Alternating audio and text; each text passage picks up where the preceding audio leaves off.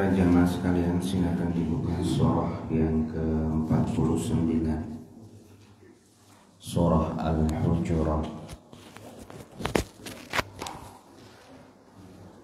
Kita akan membahas surah Al-Hujurat ayat ke-13.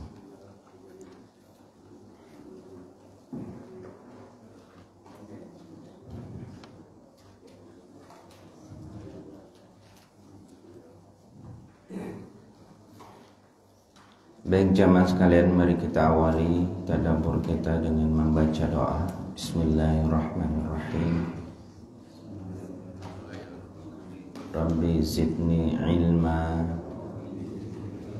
Allahumma anfa'ni bima 'allamtani wa 'allimni ma yanfa'uni warzuqni ilman yanfa'uni. Amin. Seperti biasa kita akan selalu mengawalinya dengan surah Al-Fatihah. A'udzu billahi minasy syaithanir rajim.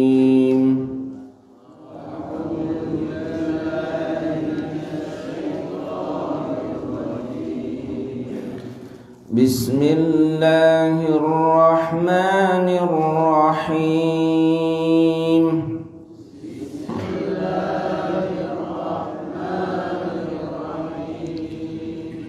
Alhamdulillahi rabbil alamin.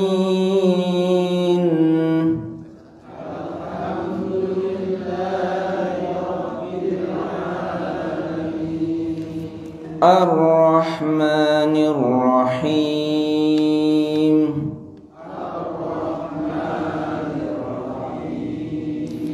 Maliki yaumiddin.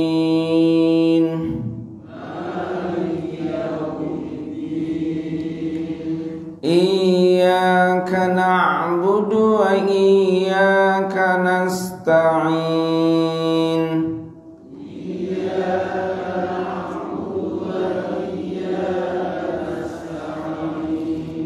Ihdinas siratal mustaqim.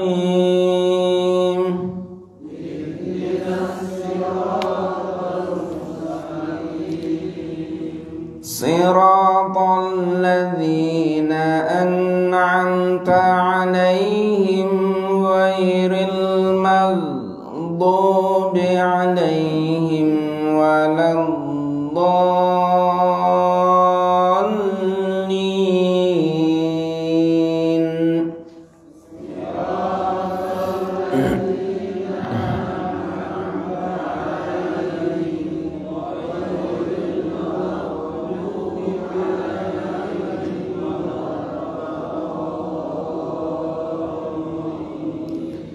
Amin. Bismillahirrahmanirrahim.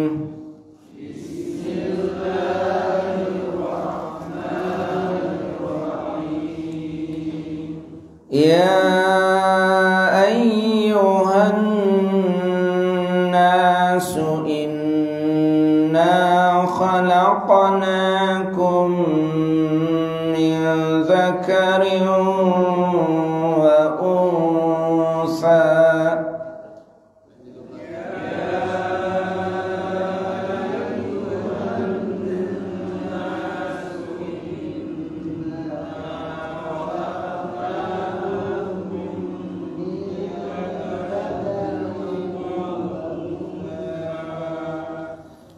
وَجَعَلْنَاكُمْ شُعُوبًا وَقَبَائِلَ لِتَعَارَفُوا.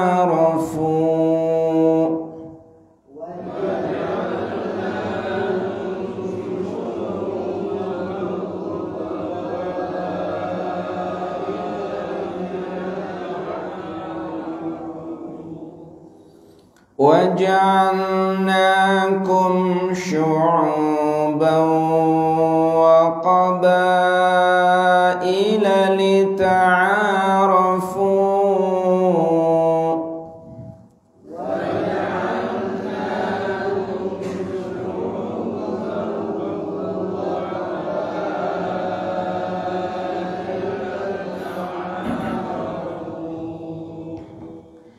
Inna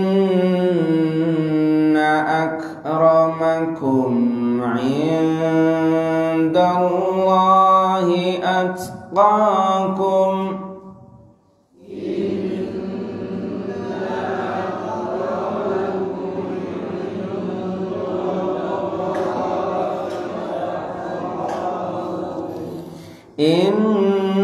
Innallaha alimun khabir.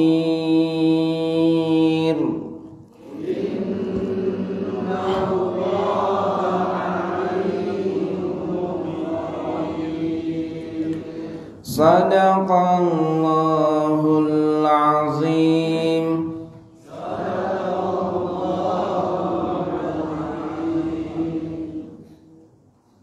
Baik, kita artikan. Bismillahirrahmanirrahim. Ya ayyuhan nasu, wahai manusia. Inna, sesungguhnya kami. Khalaqanakum, menciptakan kalian. Min zakarin, dari jenis laki-laki. Wa unsa, dan perempuan. Wa ja'alnakum, dan kami menjadikan kalian. Syu'uban, bersuku-suku. Wa qabaila,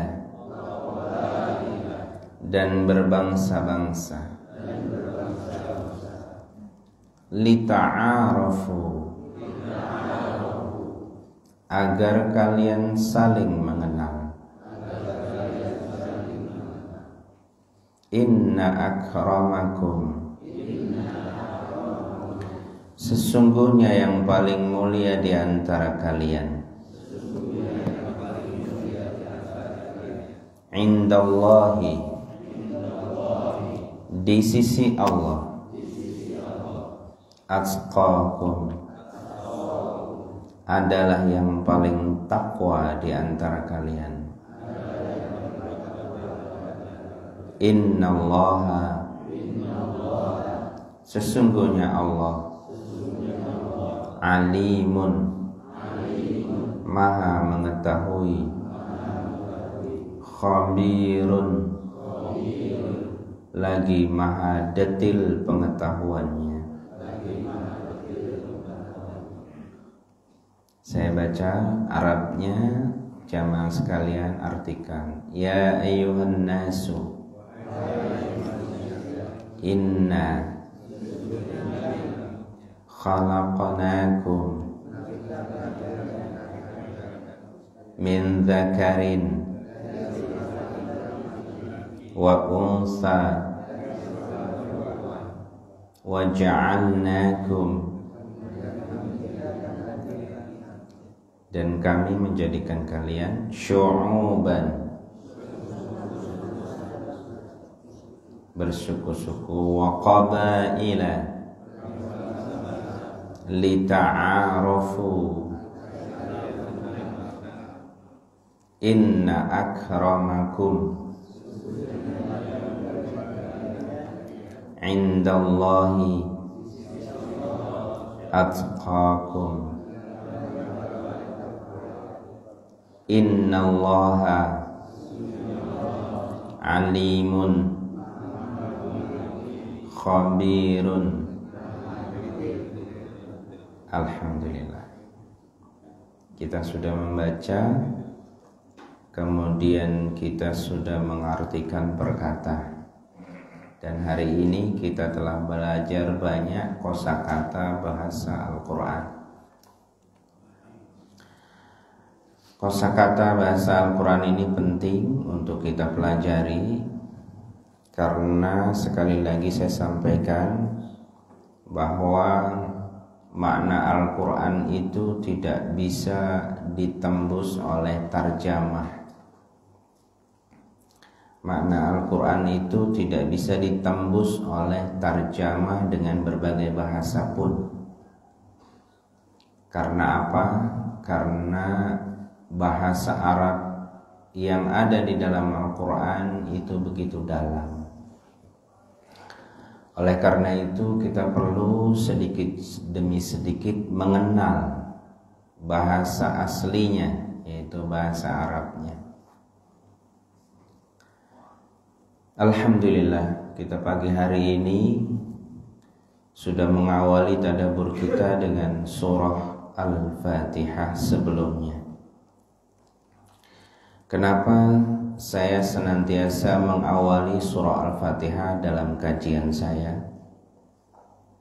Karena surah Al-Fatihah itu begitu ada di dalam hati saya, sehingga saya perlu tularkan kepada jamaah sekalian. Surah Al-Fatihah itu adalah surah khusus yang diambil oleh Allah Subhanahu wa ta'ala dari Kanzul Arsh, tempat yang terindah, terbaik, tertinggi di Arsh Allah. Kemudian itu hanya diturunkan untuk umat Nabi Muhammad SAW. Karena surah Al-Fatihah itu adalah surah tidak ada kandungan yang ada di dalamnya kecuali mengandung cinta yang itu berasal dari Allah untuk hambanya. Itu adalah ungkapan cinta yang berasal dari Allah untuk hambanya. Allah tidak pernah mengenalkan dirinya di surah Al-Fatihah kecuali sifat Ar-Rahman dan Ar-Rahim. Sifat Ar-Rahman dan Ar-Rahim itu melambangkan cinta yang tak terbatas. Imam An-Nawawi pernah berkata, Al-Quran itu maknanya tersimpul di dalam surah Al-Fatihah. Surah Al-Fatihah itu maknanya tersimpul dalam Bismillah. Bismillah itu tersimpul maknanya dalam huruf ba. Dan huruf ba masih disimpulkan maknanya di dalam titiknya. Dan titiknya itulah Allah Subhanahu wa ta'ala. Titiknya itulah berawal dari segala-galanya, sebab dari semua sebab. Jika kita melukis sesuatu pasti bermula dari titik. Itulah melambangkan Allah Subhanahu wa ta'ala.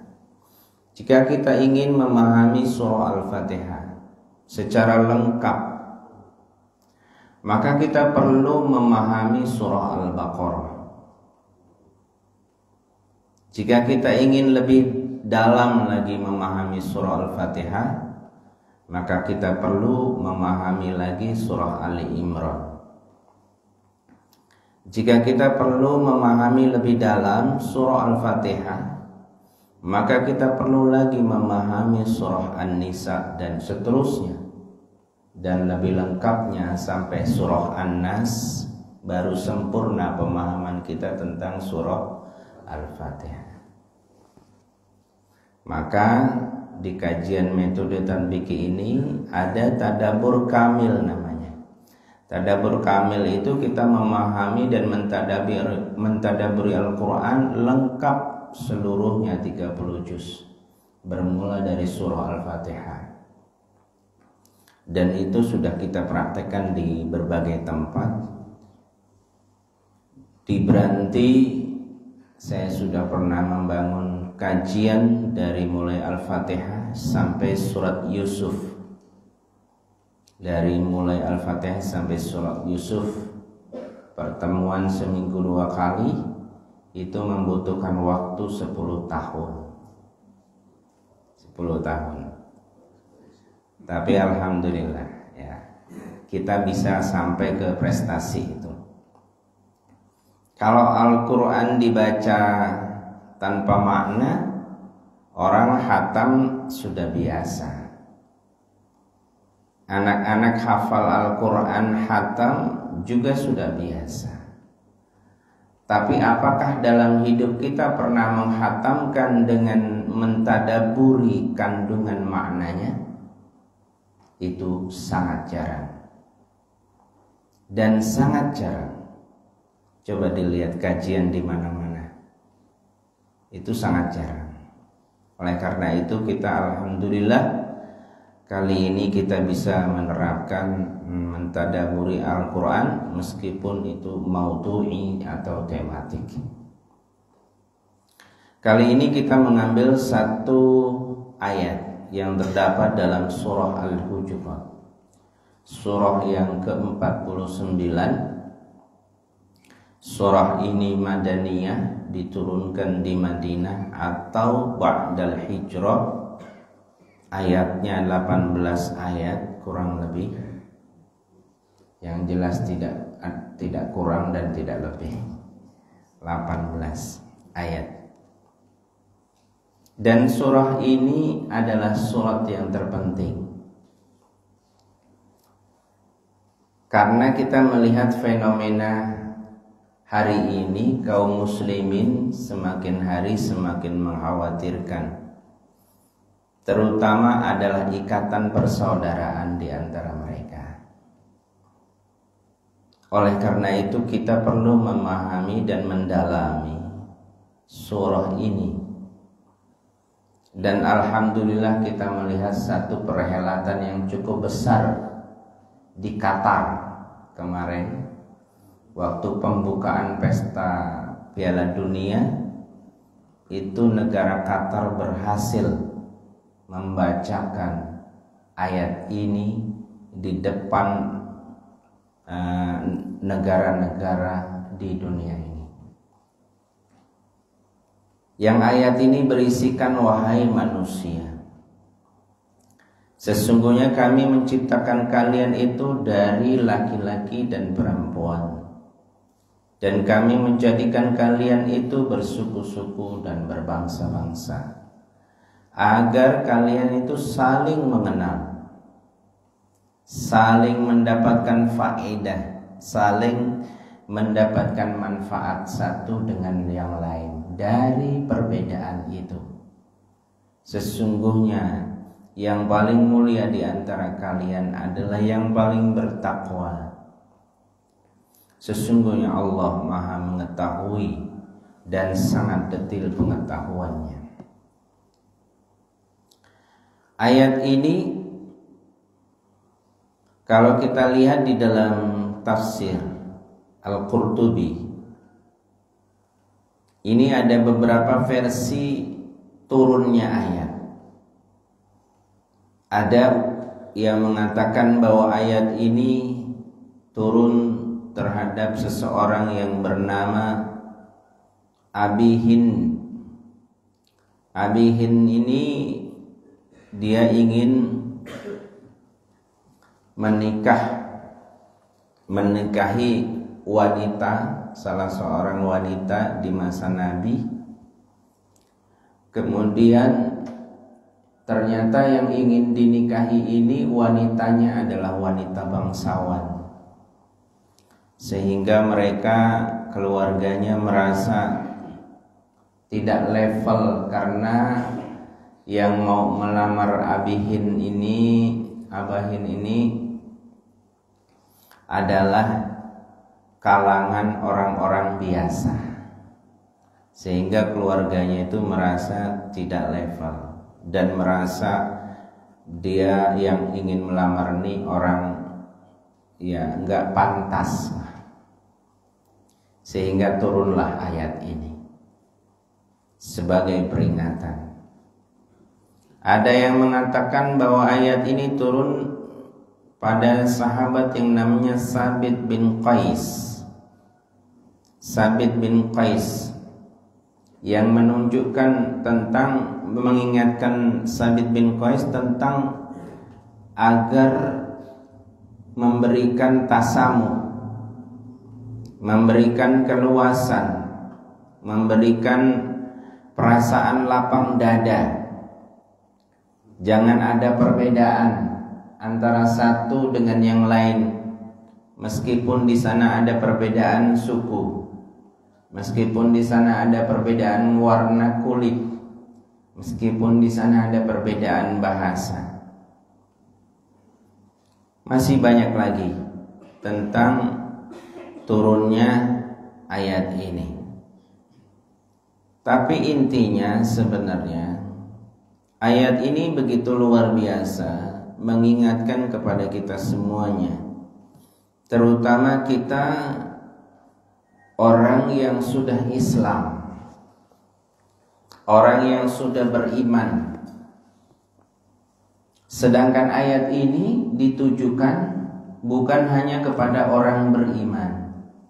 Maka seruannya ya ayyuhan nasu, wahai manusia. Kadang-kadang kita merasa bahwa Allah itu Tuhan kita saja, bukan Tuhannya orang lain.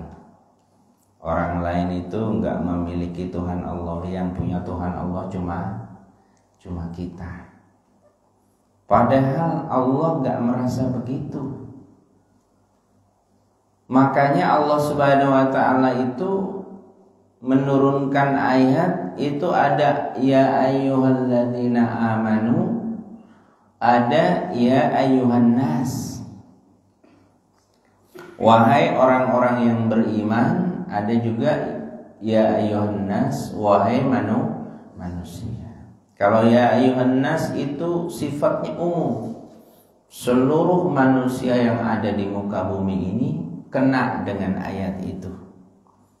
Maka ketika kita melihat orang-orang yang belum mengenal Islam, belum mengenal Al-Quran, belum mengerti siapa sih sebenarnya Muhammad bin Abdullah, dia adalah utusan Allah yang terakhir, dia adalah Nabi Allah yang terakhir, belum mengenal siapa sebenarnya Nabi Isa, dia bukan Tuhan, dia itu adalah hanya utusan Allah, belum mengenal Nabi Musa dan seterusnya, maka kita perlu ada rasa empati kepada mereka. Nah, ketika kita punya rasa empati kepada mereka, maka akan timbul kasih sayang. Justru bukan memusuhinya, tapi merangkulnya, bukan mengusirnya, tapi merangkulnya, kemudian memberikan pemahaman. Nah, itulah sebenarnya wajah Islam yang asli, jika kita memahami ayat-ayat Allah dengan benar.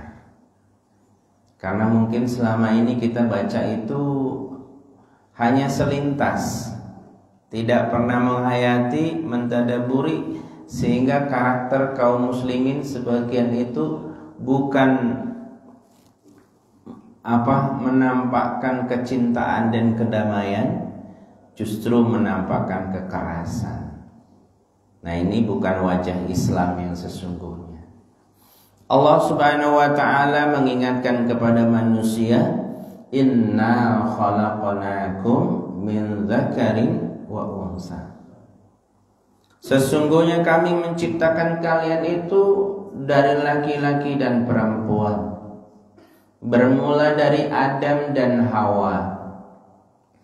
Tapi intinya dari satu jiwa, yaitu Adam. Kemudian diciptakan dari tulang rusuknya teman hidupnya, yaitu Hawa. Sehingga laki-laki dan perempuan itu, perbedaan itu saling membutuhkan satu dengan yang lain. Tidak bisa laki-laki hidup sendiri.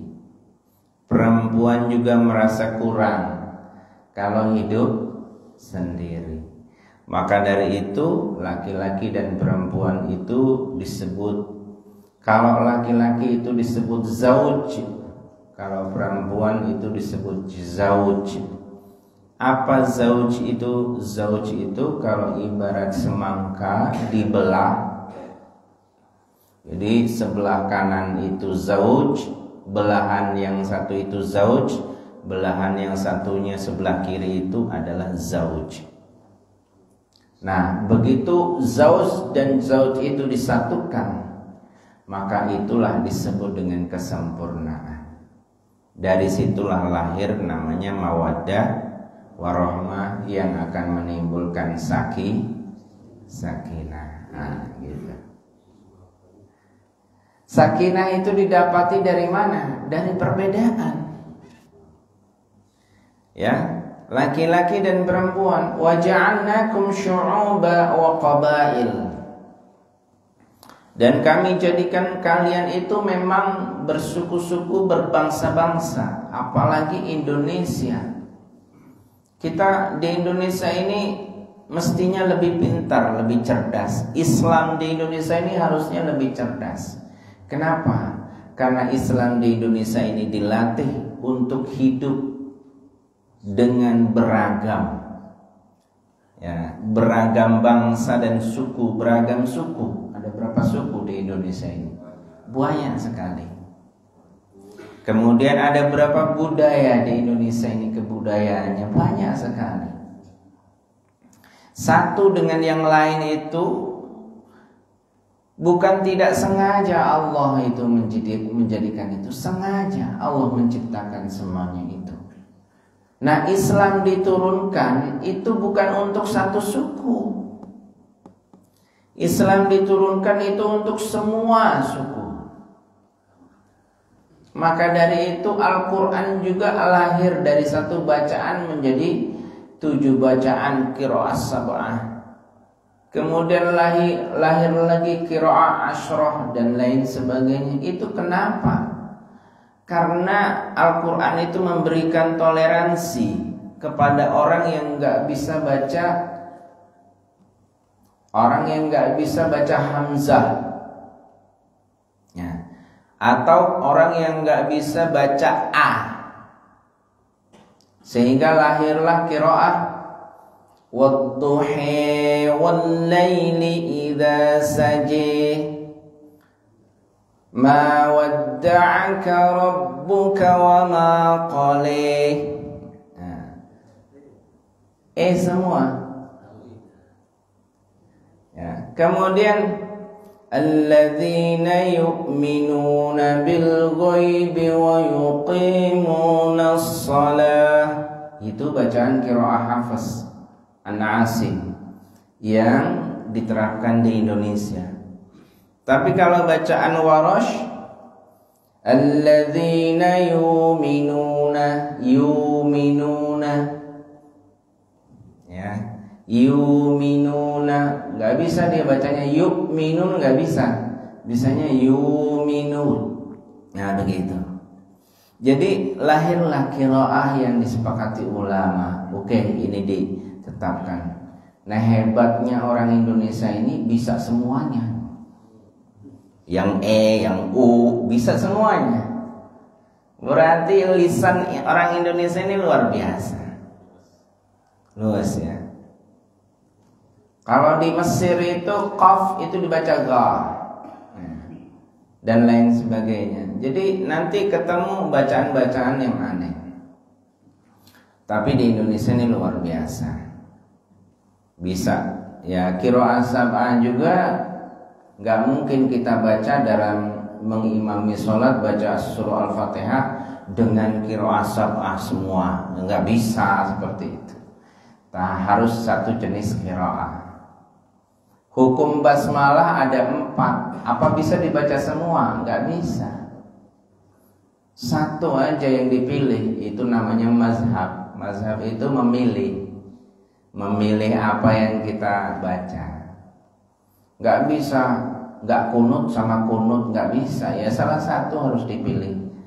Kalau kunut ya kunut, kalau enggak ya enggak. Bismillah begitu juga, ada jahar, ada sir. Ya kalau mau pilih yang jahar ya jahar. Nggak bisa Bismillahirrahmanirrahim sir, Bismillahirrahmanirrahim, nggak dibaca sama sekali. Nah itu nggak bisa. Ya, jadi Allah Subhanahu wa ta'ala menciptakan berbagai bangsa dan suku. Itu ada hikmah. Dan secara tidak langsung Allah itu memerintahkan kita untuk memahami satu dengan yang lain. Itu dengan bahasa lita'arafu. Ta'arafu. Asal katanya ta'arafa, mengikuti wazan tafa'ala, memiliki makna musyarakah. Musyarakah itu saling menguntungkan satu dengan yang lainnya, saling kerjasama satu dengan yang lainnya, saling memahami satu dengan yang lainnya, saling pengertian satu dengan yang lainnya. Itulah sebenarnya wajah kehidupan agama ini. Sebenarnya kalau ini ayat ini bisa kita terapkan, maka luar biasa. Dalam kancah politik pun kalau ayat ini bisa diterapkan, maka mereka kaum muslimin itu akan bersatu. Ada 5 calon misalnya, Islam semua, sudah kita musyawarah, kita satu aja tunjuk siapa yang maju, yang lain udah ngalah. Bagus nggak kayak gini kayaknya? Bagus, luar biasa. Biarkan yang menjadi musuh kita adalah yang berlainan agama. Bila perlu yang lain agama mau gabung, ayo gabung.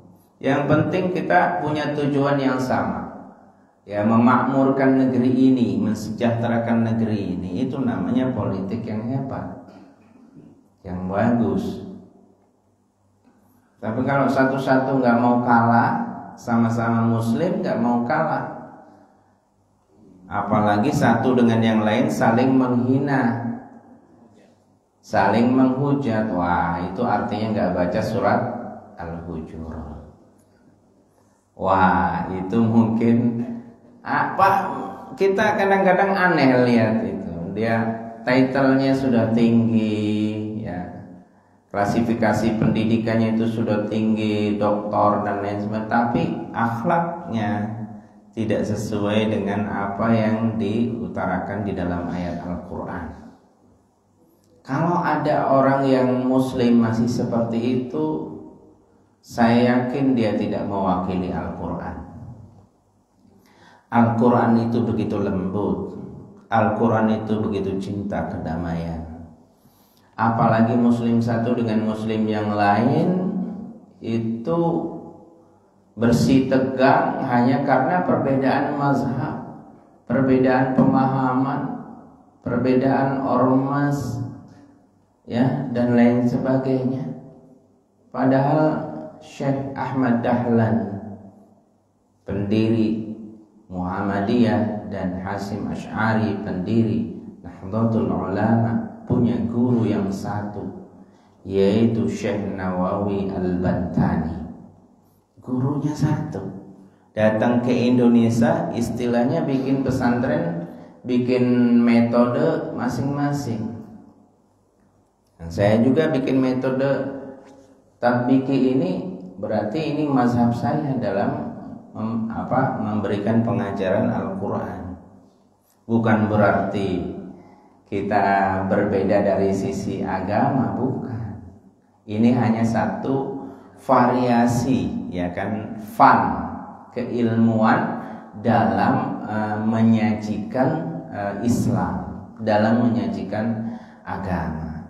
Maka dakwah juga begitu. Ada konsepnya thariqah, ada konsepnya juga tabligh, ya. Kemudian ada konsepnya juga dengan kajian, dan lain sebagainya. Itu adalah warna-warni yang harus kita terima sebagai hasanah keilmuan dari agama kita, Islam.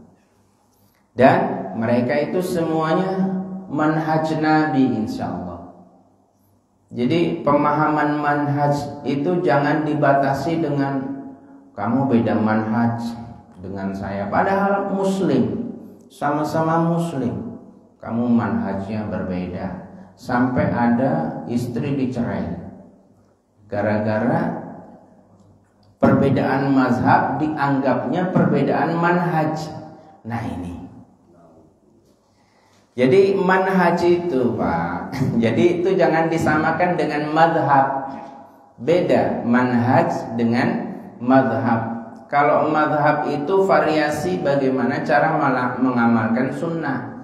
Ada Imam Syafi'i berbeda dengan gurunya Imam Malik, berbeda lagi dengan Abu Hanifah Imam Hanafi, berbeda lagi dengan Ahmad bin Hanbal Hambali.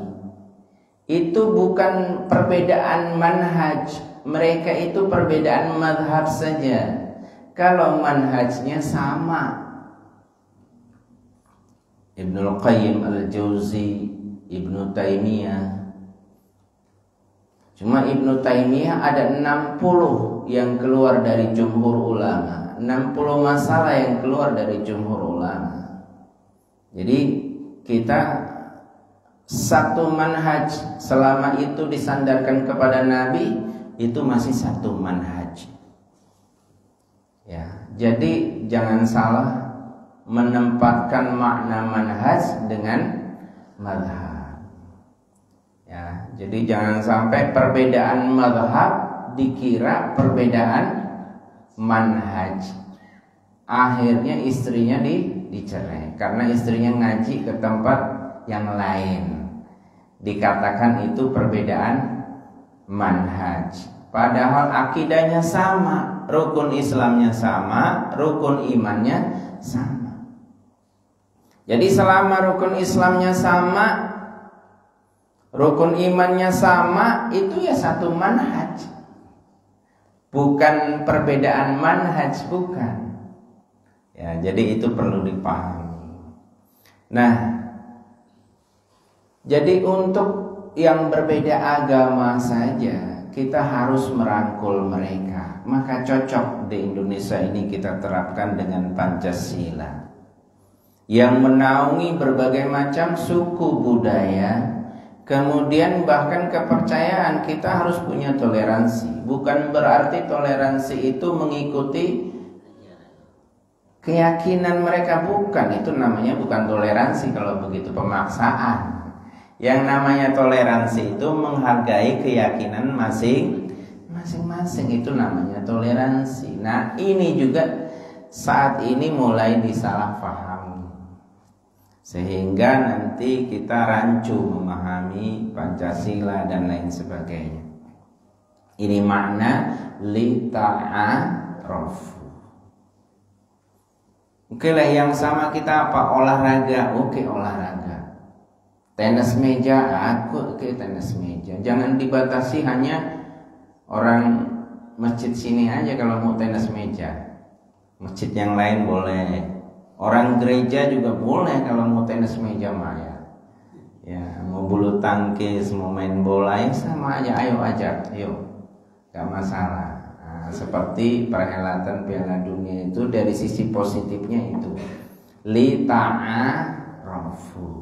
Apa sarana yang bisa saling mengenal, bisa saling kerjasama, bisa saling menikmati kehidupan ini apa? Misalkan olahraga, oke, buat karena tujuannya luar biasa. Inna akramakum indallahi atqakum. Sesungguhnya yang paling mulia di antara kalian itu adalah atqakum. Nah, ini memberikan pengertian kepada seluruh umat manusia bahwa kemuliaan di antara mereka itu bukan karena harta, bukan karena jabatan. Nah, jadi budaya-budaya itu mulai harus diluruskan.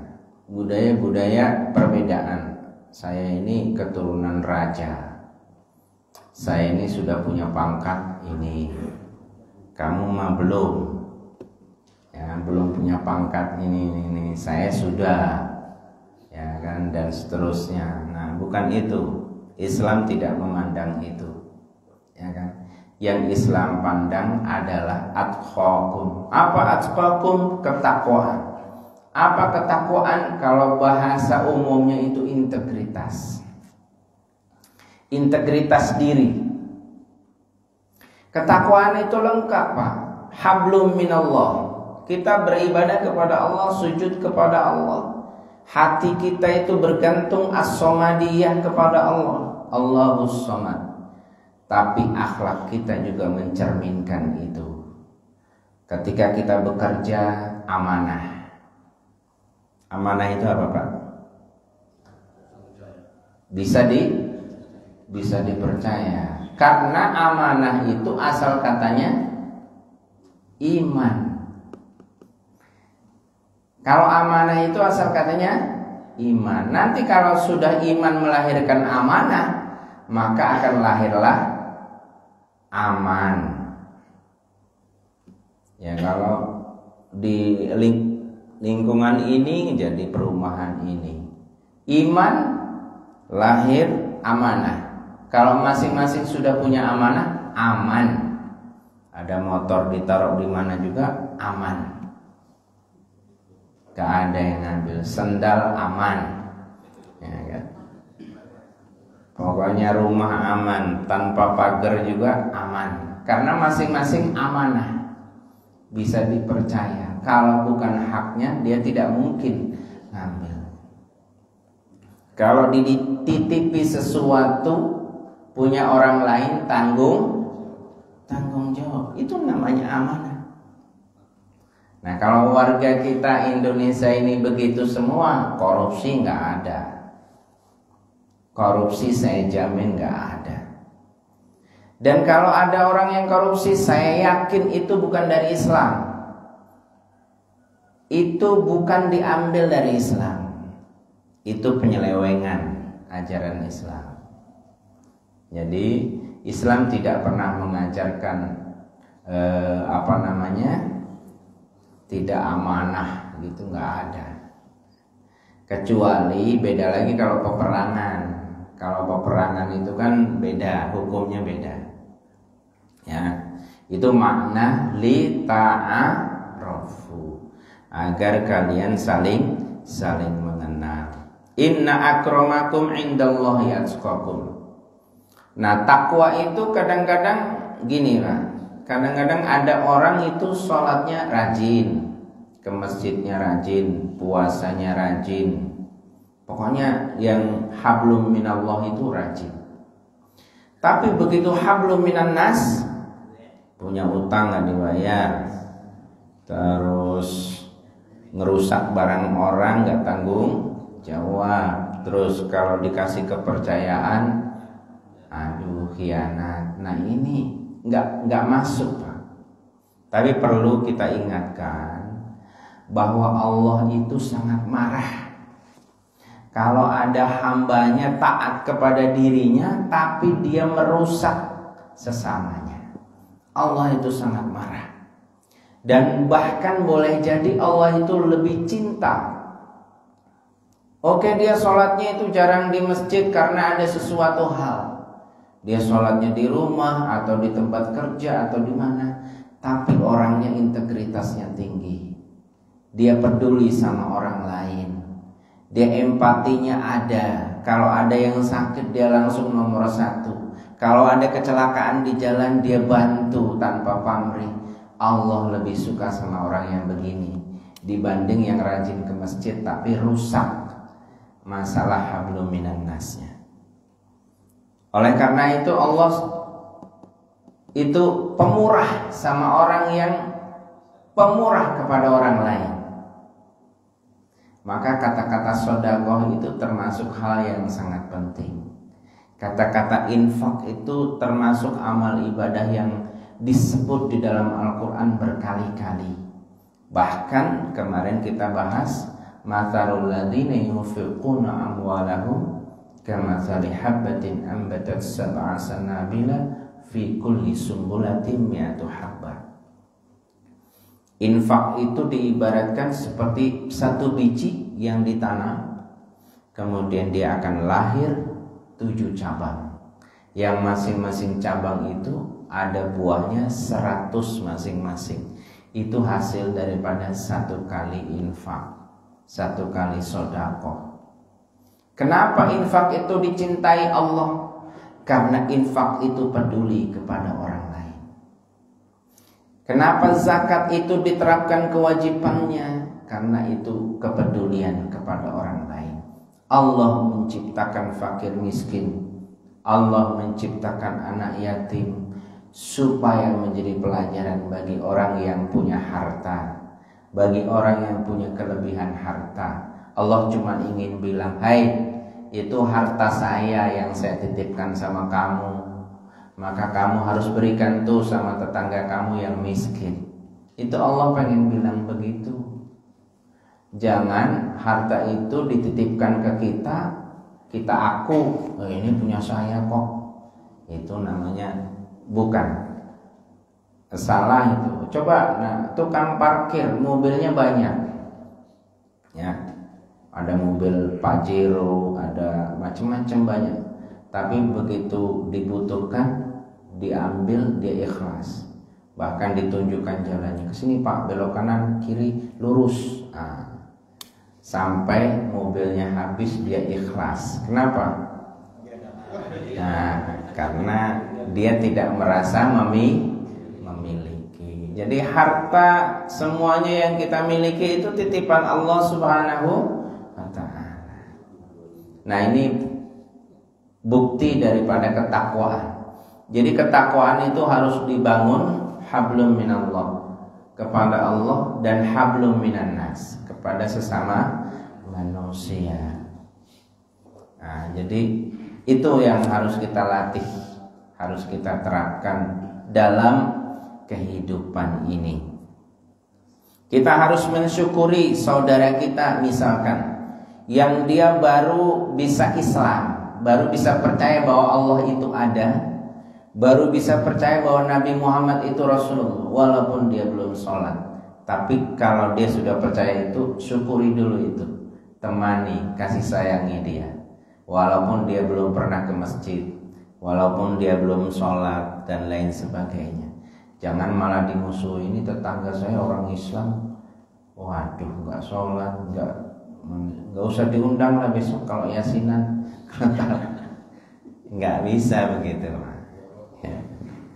Justru ya orang-orang seperti ini, nah itu cobalah kita praktekkan dalam kehidupan kita. Insya Allah Bandar Lampung kalau kita terapkan seperti itu luar biasa nanti. Innallaha alimun khabir. Sesungguhnya Allah itu alim. Alim itu apa? Beda. Alim sama alimun itu beda, Pak. Kalau ain terus ditambah alif kemudian lam mim, alim, sama alimun, beda. Kalau manusia nggak boleh dijuluki alimun, nggak boleh. Walaupun ustadz kiai besar dijuluki alimun, itu nggak boleh. Tapi kalau Allah itu memang tempatnya alimun. Kalau manusia cukup alim. Ya, alim orang yang punya ilmu. Tapi kalau alimun sangat mengetahui ilmu. Khabir, apa khabir? Khabir mengetahui juga sebenarnya. Bedanya apa? Alim sama khabir. Kalau alim itu lebih umum daripada khabir. Kalau khabir itu lebih detil daripada alim.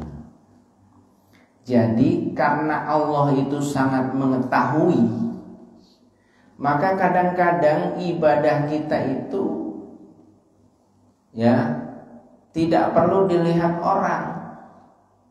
Kadang-kadang ibadah kita itu tidak perlu dilihat orang, tidak perlu ditampakkan.